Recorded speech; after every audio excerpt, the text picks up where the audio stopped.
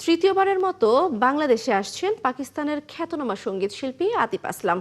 আগামী 13 December main stage incorporation এর আয়োজনে মঞ্চ মাতাবেন এই শিল্পী। এরই মধ্যে নেওয়া হয়েছে কনসার্ট ঘিরে নেওয়া হয়েছে নানান প্রস্তুতি। বিস্তারিত আরিফ হকের প্রতিবেদনে। पहली नजर में कैसा जादू कर दिया। পাকিস্তানের জনপ্রিয় ব্যান্ড জাল সহ বলিউডের অসংখ্য জনপ্রিয় গানে কণ্ঠ দিয়েছেন সেন্সেশন আতিফ আসলাম। কণ্ঠের জাদু দিয়ে নিজেকে নিয়ে গেছেন খ্যাতির চূড়ায়, হয়েছেন বিশ্বনন্দিত। বাংলাদেশেও রয়েছে আতিফের তুমুল জনপ্রিয়তা। এবার তৃতীয়বারের মতো ঢাকায় আসছেন এই বরেণ্য শিল্পী। আয়োজকরা জানালেন, বাংলাদেশের নাম শুনেই কনসার্টের জন্য এক কথায় রাজি হয়ে যান পেহলি নজর মে খ্যাত এই সঙ্গীত শিল্পী।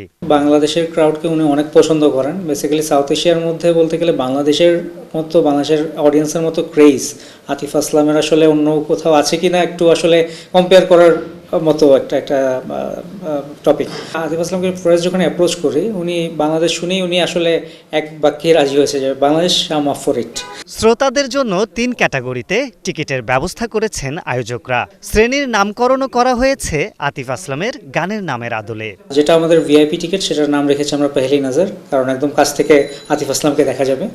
আর আমাদের ফ্রন্ট রো যেটা, সেটা আমরা নাম রেখেছি আদত, কারণ আতিফ আসলামের আদত থেকে অডিয়েন্সরা ভালোবাসা থেকে আসবে। আর যারা একটু দূর থেকে দেখবে, জেনারেল এন্ট্রি, তাদেরকে আমরা নাম দিয়েছি দূরে, তার গানের নামের সাথে নাম মিলিয়ে আর কি। এরই মধ্যে নিরাপত্তাজনিত সকল প্রস্তুতি প্রায় সম্পন্ন হয়েছে। দর্শকদের মনোমুগ্ধকর সন্ধ্যা উপহার দিতে নিরলসভাবে কাজ করছে এই প্রতিষ্ঠান। আমরা আমাদের যতগুলো সরকারি সংস্থা আছে, নিরাপত্তা সংস্থা, আমরা সবগুলো সবার সাথেই খুব ক্লোজলি কাজ করছি।